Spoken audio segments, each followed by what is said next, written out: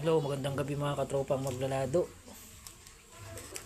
Sisimula na akong mag-ipon ng gamit dito sa aking mini hatchery.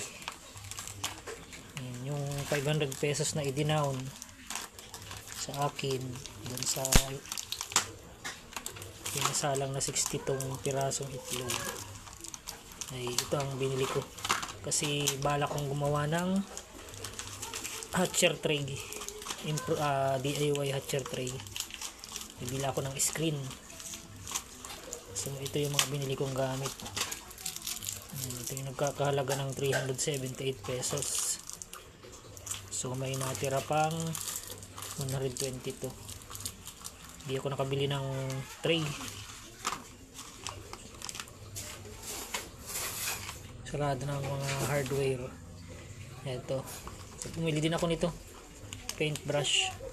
Gagamitin ko sa pag-aalis ng mga alikabok dito sa nitong incubator pag maglilinis ako. At ito, bumili din ako nitong wire stripper. Pwede ko itong magamit sa pagkakating ng mga screen na tatabasin. Yung gagawin kong hatcher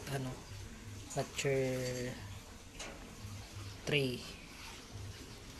Yan. Tapos ito, gawin ako ng long nose, yung bent nose, pang bent ito ng mga kable ng screen pag ilalak. At syempre bumili din ako nito, itong cable tie. Pwede ko itong magamit sa pag lalak ng mga kantuhan. Yan. So ang bibiling ko na lang ay hindi ko nabili ay yung mismong screen. Yung 122 pesos na natitira ay baka ibili ko yun ng bulb, 50 watts na bulb, kasi mas kailangan yun pang reserva ko dito sa aking mga incubator. Minsan ay nabiglang nabiglang pundi. Yan, at least may so yan mga katropa, nagsasangkap ako ng mga gamit dito. Yan lang mga katropa. Good evening, happy farming.